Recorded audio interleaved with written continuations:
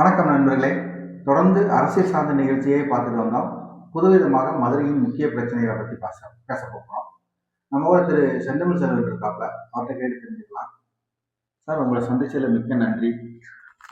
வணக்கம் சார், சொல்லுங்க சார். நம்ம நிறைய அரசியல் சார்ந்த நிகழ்ச்சியை நிறைய பார்த்து பேசிட்டு வந்துகிட்டே இருந்தோம்.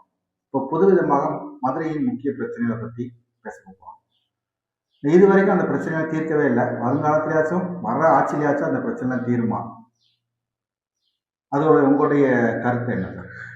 சார், தீரணுங்கிறது தான் எல்லாத்தோட எதிர்பார்ப்பும். ஆனால் எல்லா எதிர்பார்ப்பும் ஒவ்வொரு தேர்தல் முடிவுலையும் ஏமாற்றமாக தான் போகுது.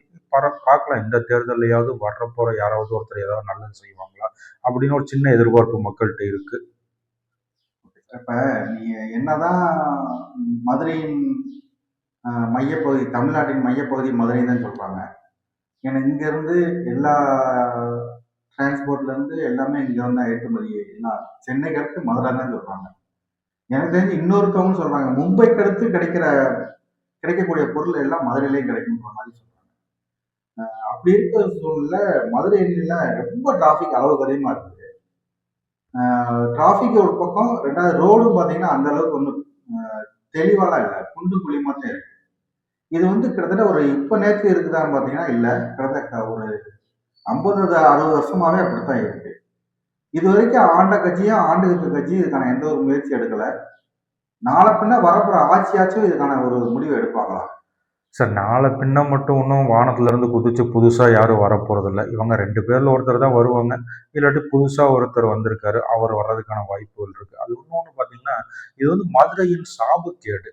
பொதுவாக பார்த்தீங்கன்னா, ஒரு ஊரில் எல்லாருமே ஒரு ஜெயிச்சாங்க, ஒரு எம்எல்ஏ ஆனாங்க, ஒரு எம்பி ஆனாங்க, ஒரு அமைச்சர் ஆனாங்க அப்படின்னா அவங்க ஒரு கனவு வச்சுருப்பாங்க. நம்ம ஊருக்கு நம்ம சின்ன வயசுல பார்த்தோம், அந்த கஷ்டப்பட்டோம், அந்த கஷ்டத்தை இன்னொருத்த அடுத்த சந்நிதி வரக்கூடாது, நம்ம அதுக்கு தகுந்து ஏதாவது ஒன்று செய்யணும் அப்படின்னு. ஆனால் மதுரையை பொறுத்த வரைக்கும் பார்த்தீங்கன்னா, இங்கே இருக்கிற அரசியல்வாதிகளில் திரு பிடிஆர் பழனிவேல் தியாகராஜனை தவிர மற்ற எல்லாருமே கீழ் நிலையிலிருந்து ரொம்ப ஏழ்மை குடும்பத்திலேருந்து வந்தவங்க தான். ஆனால் அவங்க கூட யாருமே இந்த மதுரை மக்களோட கஷ்டத்தை புரிஞ்சுக்கிறலங்கிறது உண்மையிலேயே வியப்புக்குரியது தான். அதே மாதிரி ரவுடிசம் ரொம்ப ஜாஸ்தியாக தான் மதுரையில் இருக்குது சார். கண்டிப்பாக என்ன பிரச்சனை அப்படின்னு பார்த்தீங்கன்னா, மதுரையில் ஒரு தொழிற்சாலைகள் அதிகம் கிடையாது, வேலை வாய்ப்பு கிடையாது சார். இப்போ காலையில் 9 மணிக்கு வேலைக்கு போயிட்டு நைட்டு 7 மணி 8 மணிக்கு அவன் வேலைக்கு விட்டு வீட்டுக்கு வந்தானா அவன் என்ன பண்ணுவான்? நேரம் 7 மணி 7:30 மணி அவன் வீட்டுக்கு வர்றதுக்கு. வீட்டுக்கு கொஞ்ச நேரம் இருந்துட்டு சாப்பிட்டுட்டு படுக்க போயிடுவான். அப்போ உங்களுக்கு பிரச்சனைகள் குறையும். நீங்கள் வேலையே இல்லாமல் நாள் பூரா தெருவில் சுற்றிட்டு இருக்கிறவன் என்ன பண்ணுவான்? 4 இடத்துக்கு போவான், ஒரு சின்ன சின்ன பிரச்சனையை பெருசாக்குவான், 4 பேரோடு சேர்ந்து குடிக்கிறது, வேற சில போதைப் பொருட்கள் பயன்படுத்துறது இருப்பான். பார்த்தீங்கன்னா, நீங்கள் மதுரையில் ஒன்றும் இல்லை, இந்த பக்கம் திருமங்கலத்திலிருந்து அந்த பக்கம் மேலூர் வரைக்கும், இந்த பக்கம் திருப்போணத்தில் ஆரம்பிச்சு இந்த பக்கம் உசிலம்பட்டி வரைக்கும், உசிலம்பட்டி சோழவந்தான் வரைக்கும் போய் பாருங்க. எந்த ஊர்ல போனாலும் ஒரு 10 பேர் பாட்டிலும் கையுமோட எங்கனையாவது ஒரு மூலையில் உட்காந்து குடிச்சுக்கிட்டே தான் இருப்பான். வயசு வித்தியாசம் கிடையாது, அப்பா வயசு, மக வயசு, தாத்தா வயசு சார். இன்னும் குழந்தைகளெல்லாம் பக்கத்துல வச்சுட்டு பண்ணிட்டு இருக்காங்க சார். நாங்களே நிறைய இடத்துல பார்த்துருக்கோம். கண்டிப்பா முக்கால்வாசி வன்முறைகளுக்கு காரணம் போதைப் பொருள் கலாச்சாரம் தான். இன்னொன்று வேலை வாய்ப்பு இல்லை. உங்களுக்கு ஒழுக்கமா நீ வேலைக்கு போனாதான் காலையில 9 மணிக்கு நீ உள்ள போகணும் அப்படின்னா உனக்கு பயம் இருக்கும். இங்க மேக்சிமம் பாத்தீங்கன்னா எல்லாமே இந்த தோட்ட வேலை, கட்டடத்து வேலை, இந்த சின்ன சின்ன வேலைகளை செய்யறதுனால இதுல அவங்களை கட்டாயப்படுத்த முடியாது. ரொம்ப கட்டாயப்படுத்தணும்னா நாளைக்கு அவங்க வேலைக்கு வரமாட்டாங்க. அதனால இவங்களை ரொம்ப கொஞ்சம் லூஸ்ல விட்டு அசால்ட்டை விட்டு பழகிடுறாங்களா எல்லாருமே. அது இவங்களுக்கு ரொம்ப இதா போயிடுச்சு. அது இல்லாம இன்னொன்னு, மதுரை பாத்தீங்கன்னா ஒரு பழங்கால பண்டைய கால நகரம் சார். லட்சக்கணக்கான ஆண்டுகள்ல இருந்தே அந்த மதுரை தொன்று தொட்டு வளர்ந்து வருதா. அதனால பாத்தீங்கன்னா மதுரை மக்களுக்கு இயல்பாவே ஒரு அசால்ட், தமிழ்ல எப்படி சொல்றதுன்னா ஒரு சீரியஸ், அதுவுமே இங்கிலீஷ் தான், சீரியஸ்னஸ் இல்லாத தன்மை. எதனால பாத்துக்கலாம் போ, எனத்தை இதன பெரிய இதா, ஒருத்தவங்களை யாரையும் ஒருத்தரை மதிக்கணும்னு நினைக்க மாட்டான், ஒருத்தருக்கு பயப்படணும்னு நினைக்க மாட்டான், ஒருத்தருக்கு அடங்கி போகணும்னு நினைக்க மாட்டான். அன்னைக்கு அவனுக்கு நிலைமை சட்டத்தை போட்டு தடுத்து நிறுத்தினா மட்டும்தான். கண்டிப்பா இவங்களுக்கு என்னன்னு பாத்தீங்கன்னா வேலை வாய்ப்பு நிறைய கொடுக்கணும் சார். கல்வி அறிவுமே பாத்தீங்கன்னா டிகிரி படிச்சிருப்பான், ஆனா பாத்தீங்கன்னா கையில 4-5 ஜாதி கயிறு கட்டிட்டு இப்படி சட்டை இப்படி தூக்கி வச்சுட்டு போஸ்டர் அடிச்சுட்டு இது வீர விளைச்ச மண்ணு.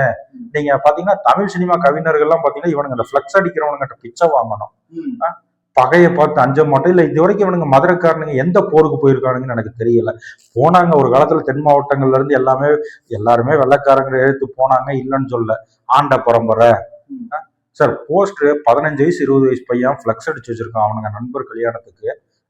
நாங்க இருக்கோம் பொண்ணு ரெடியா அப்படின்னு போட்டிருக்கான். இல்ல இதெல்லாம் சொல்லுங்க, கொஞ்சமாச்சும் ஒரு நாகரிகமானதா? இல்ல இப்படி எல்லாம் போஸ்ட் போடலாமா? பாசத்துக்கு அஞ்சுவோம் பகைக்கு அஞ்ச மாட்டோம் இருக்கா? இல்ல நீ இப்ப என்ன பகைக்கு நீ போயிருக்க? எந்த பகைக்கு நீ? ஏன்னா பங்களாதேஷ் போருக்கு போயிருக்க, இல்ல ஈழ போருக்கு போயிருக்க, நீ எதுக்கு போயிருக்க? வெட்டியா தெருமுக்குள்ள உட்காந்து துண்டு பீடியை குடிச்சிட்டு கட்டிங் அடிச்சுட்டு பிளக்ஸ்ல ஒரு 1000 ரூபாய்க்கு 4 பேர் சேர்ந்துட்டு ஒரு பிளக்ஸ் அடிக்கிற என்ன பேரு? நீ என்ன பெரிய சார்? நம்ம என்ன சொல்றோம், எல்லாமே இருக்கிறது தான் நீ பண்ணணும். அந்த ஊர் மக்களுக்கு ஒரு பிரச்சனை நடக்குது, நீ முன்னாடி நின்று நீ உன் நண்பர்கள் பச்சா நீ எதுவுமே வேணாம். ஒரு சாக்கடை அடப்பை எடுத்து விடலாம், ஒரு 10 மரத்தை நட்டு விடுங்க. நீ டிகிரி படிச்சிருக்க, அந்த ஊர்ல எத்தனையோ ஏழை பசங்க இருப்பாங்க, ஒரு 4 பேத்துக்கு ஒரு டெய்லி ஒரு 1/2 மணி நேரம் டியூஷன் சொல்லி கொடு, ஒரு லைப்ரரிக்கு 4 புக்கை வாங்கி கொடு. எதுவுமே செய்யாம சும்மா பிளக்ஸ் அடிக்கிறதுல உனக்கு என்ன பெருமை இருக்கு சார்? இன்னொரு விஷயம், மதுரையில முதல் காரியம் கவர்மெண்ட் என்ன பண்ணா பிளக்ஸுக்கு தடை விதிக்கணும் சார். மதுரைக்கு மட்டும் இல்ல, தமிழ்நாடு முழுக்க வைக்கிறோம். மதுரை ரொம்ப மோசம், பிளக்ஸ் கலாச்சார் ரொம்ப மோசம். பிளக்ஸ் எதுக்கு? இளவு, ஆமா, இளவு விழுந்தாலும் பிளக்ஸ், கல்யாணம் நடந்தாலும் பிளக்ஸ், காது குத்து நடந்தாலும் சார் பிளக்ஸ். பரவாயில்ல சார், இவனுக்கு வைக்கிற டயலாக தாங்க முடியும் சார். சில சமயம் சூசைட் பண்ணிக்கலாம் போல இருக்கு, அவ்வளவு மோசமா வைக்கிறானுங்க. பார்த்தா மீச கூட முளைக்கல சார். ஒரு சின்ன பையன் 15 வயசு பையன் இறந்துட்டான். உண்மையில இறப்புங்கிறது எத்தனை வயசுல இருந்தாலும் அது மிகுந்த வழி தர்ற ஒரு நிகழ்வு தான், அதை நம்ம யாருமே மறக்கல. அந்த பையனோட படத்தை போட்டுட்டு சார், வீரம் புதைக்கப்படவில்லை விதைக்கப்பட்டுள்ளது. இல்ல 15 வயசு பையன் என்ன சார், ஒரு மனசாட்சி வேணாமா? 15 வயசு பையன் என்னத்தை அவன் வீரம் பார்த்துட்டா? எனத்தை அவனை புதைச்சிருக்கீங்க, எனத்தை அவனை எரிச்சிருக்கீங்க, இல்ல எனத்தை விதைச்சிருக்கீங்க? என்ன செஞ்சோம்னா நம்ம ஒரு மாஸ் அப்படின்ற மாதிரி சார், இது கேவலம் சார். சார் மாசுங்கிறது கெத்துங்கிறது என்ன தெரியுமா? நல்லா நீங்க படிச்சிருக்கணும், நல்ல வேலைக்கு போகணும், நல்ல நாகரிகமான உடை அணியணும், யாருக்கிட்டையும் கை கட்டி எதையும் சார்ந்துடக்கூடாது, நல்ல சொந்த வீடு இருக்கணும், வண்டி இருக்கணும், ஒரு நல்லது கெட்டதுக்கு போகணும். உங்களால முடிஞ்சது, இப்ப நீங்க ஒரு 4 பேருக்கு உதவி செய்ய வேணாம் சார். உங்களால முடியலையா, ஒரு தொழில் ஆரம்பிங்க, அதுல ஒரு 10 பேருக்கு வேலை கொடுங்க, ஒரு மருத்துவமனையை நடத்துங்க, அதுல கொஞ்சம் ட்ரீட்மெண்ட் செலவு கம்மியா கொடுங்க. ஏரியால ஒரு நல்லது கெட்டது ஒரு ரோடு அடைச்சிருக்கா, நீங்க போய் ஒரு மனு எழுதி கொடுங்க. பஸ் வரலையா, ஒரு முன்னாடி நின்று ஒரு போராட்டம் பண்ணு. அதுதான் சார் கெத்து. பிளக்ஸ் அடிக்கிறது கெத்துன்னு நீங்க நினைக்கிறீங்களா? அது கேவலம் சார், பிளக்ஸ் அடிக்கிறது கேவலம். நான் ஒரு படத்துல பார்த்தேன், அதாவது வடிவேல் மருந்து குடிச்சிருவாரு. வடிவேல் ஆஸ்பத்திரி போக சொல்லுவாங்க. போக சொல்லி, டேய் அந்த போஸ்டை கிளீடா, அதுலதான் ஆஸ்பத்திரியுடைய மார்க்கே போட்டிருக்கேன். ஒவ்வொரு போஸ்டா கிழிச்சு கண்ட போஸ்ட் எங்க ஒட்டக்கூடாதுன்னு சொல்றாங்களோ அங்கதான் ஒட்டுவாங்க. நான் பாத்திருக்கேன் சார், அது போர்டுல மெயின்ஸா ஒட்டுறாங்க சார். இப்ப அது நீங்க சொல்றீங்கல்ல, இதே போய் சென்ட்ரல் கவர்மெண்ட் ஆபீஸ்ல போஸ்டர் அவனுங்களை ஒட்ட சொல்லுங்க பாக்கலாம். இவங்களோட டங்குவார் அந்துரும். போய் radio office, all India radio ஆபீஸ்லயும் நம்ம இந்த கேம்ப், மிலிட்ரி கேம்ப் இருக்கு பாத்தீங்களா, மிலிட்ரி கேம்ப்லயும் CBSE ஸ்கூல் இருக்கு பாத்தீங்களா, இதுல எல்லாம் ஒட்ட சொல்லுங்க பாக்கலாம். அடிச்சு வாய்கையெல்லாம் உடச்சு விட்டுருவானுங்க. நமக்கு தெரியும் எங்க ஒட்டுனா எந்த பிரச்சனையும் ஆகாது சார். என்ன பண்ணணும் கவர்மெண்ட், பிளக்ஸ் போஸ்டர்லாம் அடிக்கிறவனோட போன் நம்பரு, அவனோட ஆதார் நம்பரு, எந்த பேர் மிக பெரிய அளவுல இருக்கணும். போஸ்டர்ல 1 மடங்கு 10க்கு 10 அடிக்கிறியா, ஒரு அடியில 1 இன்ச்ல உன்னோட பேரு போன் நம்பர், தப்பான வாசகங்கள் இருந்தால் அதை அடிச்சு கொடுத்த பிரிண்டிங் பிரஸ் தான் பொறுப்பு. இப்ப சமயத்தினோட ஒரு பிரச்சனை நடந்துச்சு. இந்த நம்ம ட்ரெயினுடைய இன்ஜின் பெட்டியை போட்டு NTA கூட்டணி நம்ம எடப்பாடியும் மோடியும் படத்தை போட்டு ஒரு தப்பான வகையில சித்தரிச்சு ஓட்டிருந்தா, அதுல அந்த போஸ்டரோட நம்ம பார்த்தோம், எந்த ஒரு பேருமே இல்லை. நீங்க நாளைக்கு அதை யாரை போய் பிடிப்பீங்க சார்? ஒரு தப்பான நிகழ்வு அடிக்கிறாங்க, ஒரு நல்லது கெட்டது, ஒரு பொண்ணை பத்தி, பிரதமரை பத்தி அடிக்க ஒரு இது வேணாமா? அதாவது ஒரு மரியாதை வேணாம், நமக்கு ஒரு பொறுப்பு வேணாமா? அவன் நல்லவர் கெட்டவர்களை பத்தி நம்ம பேச வேணாம். பட் இருந்தாலும் ஒரு நாட்டுடைய பிரதமர் முதல் அதைத்தான் சொல்றோம் பாத்தீங்களா, மதுரையில பிளக்ஸ் போஸ்டர் முற்றிலும் தடை செய்யணும். அரசியலுங்கிறது இங்க ரொம்ப மோசமான ஒரு அநாகரிகமான கலாச்சாரமா போயிட்டு நல்லதுக்கு யாருமே வரமாட்டேங்கிறாங்க சார். சும்மா ஒரு காலத்துல நம்ம எல்லாம் படிப்போம் தெரியுமா, மதுரைக்காரவனா அப்படி பாசத்துக்கு இப்படி உயிரை கூட சார், அதெல்லாம் ஒண்ணுமே கிடையாது சார். மதுரைக்காரனுங்க நல்லதுக்கு எதுவுமே வர முடியாது. உங்க சண்டை போடலாம் எதுக்கு பாத்தீங்கன்னு வச்சுக்கோங்களேன், புரோட்டாக்கு தொட்டுக்க வெங்காயம் வைக்கிறோம்னா சண்டை போடுவானுங்க, ரோஸ் மில்க் கூலிங்கா இல்லைன்னா சண்டை போடுவானுங்க, டீல இனிப்பு கம்மியா இருந்தா சண்டை போடுவானுங்க. சண்டை பார்த்தா அதுல ஒண்ணுமே ஆமா. இருக்காது. மத்தபடி பாத்தீங்கன்னா ஒரு எய்ம்ஸ் அடிக்கல் நாட்டி 10 வருஷம் ஆச்சு, ஏன் எய்ம்ஸ் வரலன்னு சண்டை போட மாட்டானுங்க. ஒரு பாலத்தை ஏன் 20 வருஷமா கட்டல அப்படின்னு சண்டை போட மாட்டானுங்க. ஒரு ரயில் ஏன் புதுசா மதுரைக்கு இருக்கிற ட்ரெயினை ஏன் திண்டுக்கலோட ஏன் நிறுத்துற திரும்ப வந்து நிக்க நிறுத்த மாட்டேன். மாட்டேங்கிற, ஏன் மேலூருக்கு ரயில் பாதை கிடையாது, சுந்தராகி 75 வருஷம் ஆகியோ அப்படின்னு சண்டை போட மாட்டானுங்க. புரோட்டாக்கு சால்னால உப்பு இல்லாட்டி சண்டை போடுவானுங்க. சிக்கன் ரைஸ்ல சால் அது என்ன சாஸ் தானே, சாஸ் வைக்கலாட்டி அதுக்கு சண்டை போடுவானுங்க. நாங்க முன்னாடி கூட ஒரு இடத்துல பார்த்தேன். நம்ம எங்க இடம்னு பாத்தீங்கன்னா அந்த நம்ம தெற்கு வாசல் பள்ளி வாசலுக்கு முன்னாடி நட்ட நடுவுல ஒரு 10:30 மணி போல ஒருத்தன் தண்ணி அடிச்சுட்டு கார்ல வந்து நடுவுல வண்டியை நிப்பாட்டி நடுவுல இறங்கி நின்று அவ்வளவு அலப்பறம் பண்ணிக்கிறீங்க. யாருமே அவரை கேட்க முடியல. ஏன்னா அது கேட்டோம்னா அவன் பாட்டு ஏதாச்சும் செஞ்சு முடிச்சா ரோட்ல போற ஓனா எடுத்து வீட்டுல வேட்டில ஓட்டுற மாதிரி கதையாயிருன்னு சொல்லிட்டு யாருமே கேட்கல. நானும் அதை பார்த்து கடந்து போனேன். வேற என்ன ஒண்ணு சொல்றீங்க? இல்ல நீங்க அது நம்ம மக்கள்கிட்ட வந்து இந்த இயல்பாவே அந்த பயம் இருக்கு சார். கேட்கறதுன்னு பாத்தீங்கன்னா நம்ம ஒருத்தன் கேட்டோம்னு வச்சுக்கோங்க, மத்தவன் எல்லாம் வாய மூடிட்டு இருப்பா. கேட்கறது எல்லாருமே கேட்கணும். அப்படி கேட்காதனாலதான் வெறும் 100 பேர் வந்து வெள்ளையர்கள் வந்து கோடிக்கணக்கான பேர் இருந்த இந்தியாவை வந்து ஆட்சி செஞ்சாங்க. நமக்குள்ள ஒற்றுமை இல்லாததுனால. அதான் சொல்றேன், முதல்ல மதுரையில வந்து இந்த பிளக்ஸ் கலாச்சாரத்தை தடை செய்யணும் சார். அதுக்கப்புறம் பாத்தீங்கன்னா வேலை வாய்ப்பு கொடுக்கணும். இவனுங்க காலையில 9 மணிக்கு வீட்டை விட்டு கழுத்தை பிடிச்சி வெளியே தள்ளணும். வேலை வெட்டிக்கு போனாதான் மதுரையோட பொருளாதார சார். நீங்க முதல்ல நிம்மதியா இருக்க முடியும் சார். சார் காசு கொடுக்குற தன்னம்பிக்கை இந்த உலகத்துல உங்க சொந்த பந்தம், பையன், பேரன், மகன், அப்பா, தாத்தா எவனாலையும் கொடுக்க முடியாது சார். உங்க பாக்கெட்ல ஒரு 5000 10,000 இருந்துச்சுன்னா அது கொடுக்குற தைரியத்தை இந்த உலகத்துல உங்களால யாராலையும் கொடுக்க முடியாது. கண்டிப்பா கண்டிப்பா.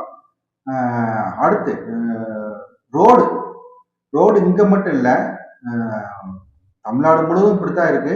இப்ப மதுரையை பார்த்தா ரொம்ப ஒஸ்ட் சார். அது நம்ம என்னன்னா அந்த அதே தான் கரெக்டா அந்த படத்துக்கும் அந்த பேர் தான் வச்சிருக்காங்க. மதுரை சம்பவம்னு ஒரு படம் இருக்கு. அதுல அந்த ஹீரோ ஹரிக்குமார் சொல்லுவாரு, நாங்கெல்லாம் மதுரைக்காரவங்க மோசமானவங்களே நாங்க ரொம்ப முக்கியமானவங்க அப்படின்னு. நீங்க சொன்னீங்க இல்லையா ரோடு மோசமா இருக்குது அப்படின்னு. எல்லா ஊர்லயும் ரோடு மோசமா இருக்கு, மதுரையில மிக மிக மிக மோசமா இருக்கு, ரொம்ப மோசமா இருக்கு சார். இத்தனைக்கும் பாத்தீங்கன்னா மதுரையில வந்து பிடிஆர் பழனிவேல் தியாகராஜன்லாம் எம்எல்ஏவா ஜெயிச்சப்ப உண்மையில நமக்குலாம் ஒரு ஆச்சரியமா இருந்துச்சு. ஏன்னா வெளிநாட்டுல படிச்சவரு, நிறைய நாடுகளுக்கு சுற்றுப்பயணம் போயிருக்கிறாரு, ஒரு தன்மையானவரு. இப்ப அவர்ல இப்ப நம்ம என்ன செய்ய முடியாது இல்ல அது, ஆனா அவருமே எந்த முயற்சியும் பண்ணலையே சார். சார் நம்ம என்ன பண்ணுவோம், இப்ப நம்ம பாத்தீங்கன்னா ஒரு கேரளாக்கு போறோம், ஒரு பெங்களூர் போறோம், ஹைதராபாத் போறோம், நம்ம என்ன பண்ணுவோம், அந்த ஒரு வீடு நல்லா இருக்கு, சரி நம்ம இந்த மாதிரி ஒரு வீடு கட்டணும்யா, நம்ம இந்த மாதிரி ஒரு டிவியை வாங்கணும்யா, நம்ம இந்த மாதிரி ஒரு ட்ரெஸ் போடணும் நினைப்போமா, நினைக்க மாட்டோம். இத்தனை வெளிநாடுகளுக்கு போறாங்களே, இத்தனை பண்ற சார். இன்னொன்னு, மதுரைக்கு வர்ற அமைச்சர்ல இருந்து அரசியல்வாதிகள், அதிகாரிகள் அத்தனை பேருமே சுத்த வேஸ்ட் சார். மத்த ஒவ்வொரு ஊர்லயும் சார். ஒண்ணுல எடப்பாடி 4.5 வருஷம் முதலமைச்சராக இருந்திருக்காரு. சேலம்ங்கிற ஊரை பாலம்னு மாத்தலாம். கண்டிப்பா அந்த அளவுக்கு பாலம் கட்டி அவர் மேல அரசியல் ரீதியான 1000 விமர்சனங்கள் இருந்துட்டு போட்டு. செல்வி ஜெயலலிதா அவர்கள் ஸ்ரீரங்கம், ஆர்கே நகர், ஆண்டிப்பட்டி 3 இடத்துல எம்எல்ஏவா இருக்காங்க. 3 ஊர்லயும் என்ன பண்ணணுமோ அந்த அளவுக்கு பண்ணி வச்சிருந்திருக்காங்க. ஆனா நம்ம ஊர்ல தான் ஏற்கனவே போன ஆட்சியில பாத்தீங்கன்னா உதயகுமார் செல்லூர் ஆட்சி இருந்தாரு. இந்த ஆட்சியில மூர்த்தி பிடிஆர் பழனிவேல் தியாகராஜன் இருந்தாரு. வெங்கடேசன் எம்பியா இருக்காரு. இத்தனைக்கு மதுரைக்கு 2 எம்பி வந்துருவாங்க. இவரு மாணிக்க தாகூர் எம்பியா இருக்காரு. சு வெங்கடேசன். இதுல ராஜன் செல்லப்பா மேயராவும் இருந்த ஒரு 50 வருஷமா ராஜன் செல்லப்பா அரசியல்வாதி. தளபதி, மதுரை தளபதி சார். தளபதியா நம்ம இன்னைக்கு தான் நினைக்கிறோம். அவர் 96லயே சேடப்பட்டியில ஜெயிச்சவரு. இவரு நம்ம மணிமாறனோட அப்பா சேடப்பட்டி முத்தையாவை வீழ்த்தினவர் 96லயே. இத்தனை பேர் வந்து மதுரையில ஒரு ரோடு போட மாட்டேங்கிறாங்க. மதுரை வளர்ச்சியே இல்ல, கண்டிப்பா வளர்ச்சி இல்ல. இருக்கிறதே உலக புகழ்பெற்ற மதுரை மீனாட்சி அம்மன் கோயில் அங்கதான் இருக்கு சார். அதை வச்சுதான் சார் மதுரையோட பொழப்பு ஓடிட்டு இருக்கு. அந்த 4 மாசி வீதியுமே இன்னைக்கு இல்லையே. கோயிலோட கோபுரத்துக்கு கீழே தான் கட்டணமே இருக்கும் சார். ஒழுங்கா இருந்துச்சு சார். தேவையில்லாம ஸ்மார்ட் சிட்டின்னு ஒண்ணு கொண்டு வந்தான் சார். அந்த வடிவேல் சொல்ற மாதிரி சார் எல்லாம் நல்லா தான் சார் போயிட்டு இருந்துச்சு. புகையை போடுறோன்னு ஒருத்தன் வந்தா சார் அப்படிங்கிற மாதிரி நம்ம சிரிக்க. உண்மையில மதுரை நிலைமை வந்து சிரிப்பாதான் சார். சார் எவனாச்சும் முட்டாளாவது அந்த நடைபாதையில கருங்கல்ல பதிப்பானா சார்? மதுரைல ஏற்கனவே வெப்பமண்டல பிரதேசம், நடக்கவே முடியாது. உச்சி வெயில் அதுல எவனா, அதுக்கு பாத்தீங்கன்னா ஒரு ஈவனாவும் கிடையாது. குண்டும் குழியும் அந்த கல்லும் முள்ளும் காலுக்கு மெத்தைங்கிறது வந்து சபரிமலைக்கு பொருந்தும், அது மதுரைக்கு பொருந்தாது. நீங்க அதுல நடக்கவே முடிய முடியாது சார். என்ன பண்ணணும், ஒண்ணு நீங்க அதை மண் தரையா விட்டு இருந்திருக்கணும், இல்ல தண்ணி தேங்கும் அப்படின்னா ஒரு கூலிங் டைல்ஸை போட்டுட்டு ஒரு பார்க்கிங் டைல்ஸை போட்டு மக்கள் நடக்கிறதுக்கு ஏதாவது சார். ஒண்ணுமே சார். 2 சைடு வாய்க்கால், எந்த தெருவுல பார்த்தாலும் குப்பைகள், சாக்கடை, குப்பை, எந்த சாக்கடையுமே தூர்வாரல. நான் சமயத்துல வந்து கொஞ்ச நாள் வந்து ரேபிட்டோ ஓட்டுனேன். ரேபிட்டோ ஓட்டும்போது மதுரை ஓட்டுனேன். ஓட்டும் போது பாத்தீங்கன்னா எந்த ஒரு இடத்துலயும் பாத்தீங்கன்னா சாக்கடை வந்து எந்த சாக்கடையுமே தூர்வாரல. அந்த சாக்கடைக்கு டபுள் மடங்கா வந்து பிளாஸ்டிக் குப்பையும் பிளாஸ்டிக் கேனும் கலந்துச்சு. எந்த தெருவுமே சுத்தம் இல்லை, ஃபுல்லா தாக்குற தண்ணி தான் ரோட்ல ஓடிட்டு தான் இருந்தது. அதே வந்து இந்தியாவிலே அசுத்தமான நகரம்னா மதுரையை தான் சொல்லியிருக்காங்க. சார் அது கண்டிப்பா அது 100க்கு 100 உண்மைதான். ஏன்னா நம்ம லைவ்லயே நம்ம பார்த்துட்டு தான் இருக்கோம். நம்மளும் மதுரை கண்ணால பார்க்க கண்டிப்பா நம்ம வந்து அரசியல் விமர்சனங்கள் வேறு, பட் இது வந்து நம்ம மக்களை பாதிக்கிற அடிப்படை பிரச்சனை. சார் ஒண்ணுமே இதுக்கெல்லாம் தீர்வு கண்டிப்பா கிடைக்கும்னு நீங்க சார் நம்புறீங்களா? கண்டிப்பா கிடைக்காது சார். இவங்க ரெண்டு இந்த பேரும் ரெண்டு இருக்கிற வரைக்கும் சார் கிடைக்காது. புதுசா யாராவது வரணும், புதுசா வர்றவனும் ஏரியா மேல, மக்கள் மேல, அந்த தொகுதி மேல, மாவட்டத்து மேல அக்கறை உள்ளவரா வரணும். சார் ஒரு குப்பை அள்ளி சாக்கடையை ஒழிக்கிறதுக்கு உங்களுக்கு என்ன கேடு? அளவுக்கு அதிகமான குப்பை, எந்த தெரு பக்கம் போனாலும் குப்பை தான். குப்பை வெறுங்கொடி குப்பை கிடங்கோட அதுல இருக்க குப்பை அப்படியே ஊருக்குள்ள இருக்கும். சார் நீங்க ஒண்ணுமே இல்லை, ஒரு வரி, வீட்டு வரியை வந்து ஒரு நாள் கட்டலைன்னா அடுத்த நாள் வந்து வீட்டு முன்னாடி குப்பையை வைக்கிற ஒரு ஒரு ஜவுளி கடை நடத்துறீங்க, வரி ஒரு நாள் கட்டலை அப்படின்னா அடுத்த நாள் அங்கே சாக்கடையை கொண்டு வந்து கொட்டுற, குழியை தோண்டி விடுற.